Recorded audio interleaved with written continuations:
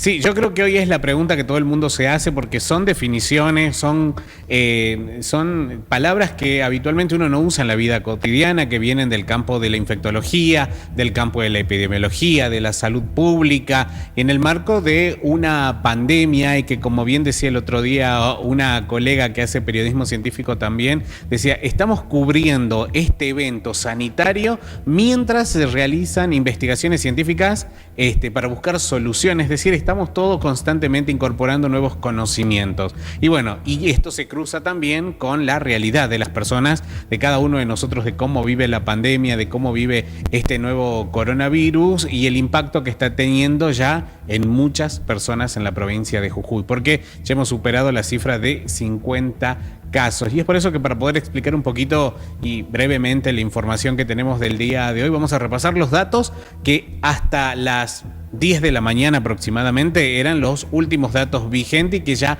han cambiado. Ayer el COE volvió a hablar en la voz del gobernador de la provincia y luego con el doctor Omar Gutiérrez se daba a conocer que teníamos casos confirmados. Sí, se habían sumado 4 casos, uno de ellos es considerado un caso importado, si bien dentro de la nación, pero una persona que no reside en territorio jujeño que dio positivo al pasar por la provincia de Jujuy, que se suma a estos antecedentes de 2 de Brasil, uno que bajaba desde Perú hacia el centro de la República Argentina, pero el resto de los casos se han dado en territorio jujeño.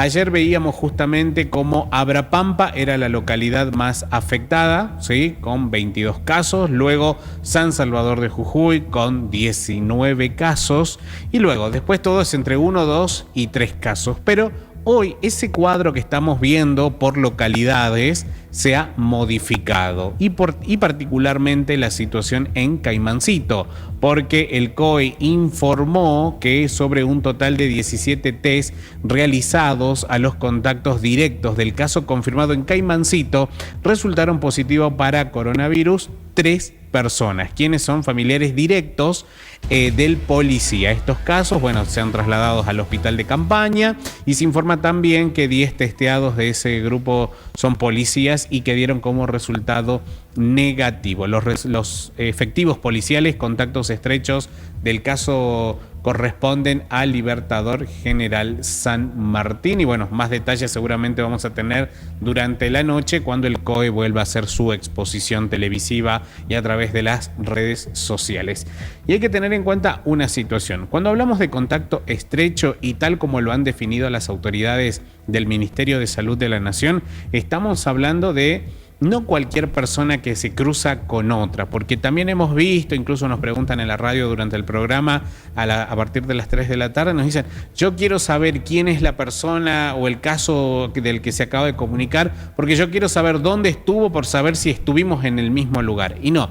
Para hablar de contacto estrecho se tienen que producir una serie de situaciones. Primero que nada, la persona tenemos que haber estado en contacto menor a 2 metros. ¿Sí? Es decir, alguien muy cercano en cuanto a lo físico, menos de 2 metros, no haber utilizado las medidas de seguridad como por ejemplo el barbijo, ¿sí?, y no habernos lavado las manos en ese transcurso, digamos, tanto previo como posterior.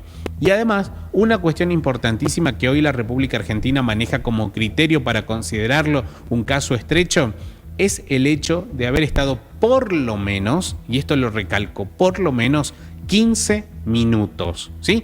15 minutos. ¿Eso qué quiere decir? Que si yo me crucé con alguien en una esquina del barrio, del centro de la ciudad o de donde sea, no soy un contacto estrecho de ese posible caso o ese caso confirmado, ¿sí?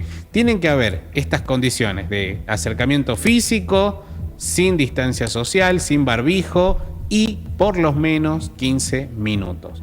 ¿Qué es lo que estamos viendo con las estadísticas? Que los contactos estrechos se están produciendo por ejemplo, dentro de una comisaría, porque lamentablemente gran parte de los números confirmados hasta ahora vienen de personal policial, de las fuerzas de seguridad, y que seguramente se han producido por el hecho de compartir una oficina. Sabemos que las comisarías en muchos casos tienen oficinas muy pequeñas, no son oficinas muy espaciosas, no es que tienen un escritorio a 2 metros del otro, donde no siempre se usa el barbijo, eso también ha quedado más que evidenciado. o también en los domicilios.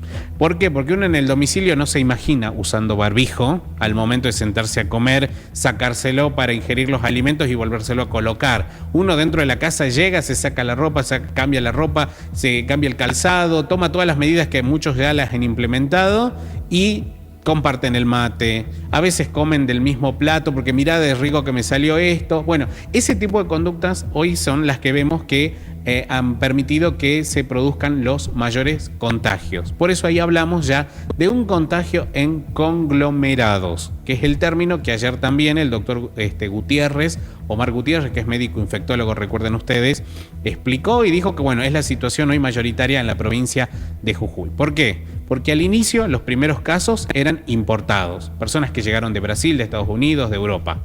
Luego aparecieron estos casos de los camioneros que seguían siendo considerados casos importados. Pero con el caso 11, que estuvo en La Quiaca, que luego estuvo en Abrapampa, que luego estuvo en Palpalá, luego ahora aparece Caimancito, aparece Perico y toda esta situación, ahí ya hablamos de transmisión por conglomerados. Para hablar de transmisión comunitaria, esta situación se la denomina así cuando uno no puede establecer el nexo epidemiológico por el cual una persona adquiere.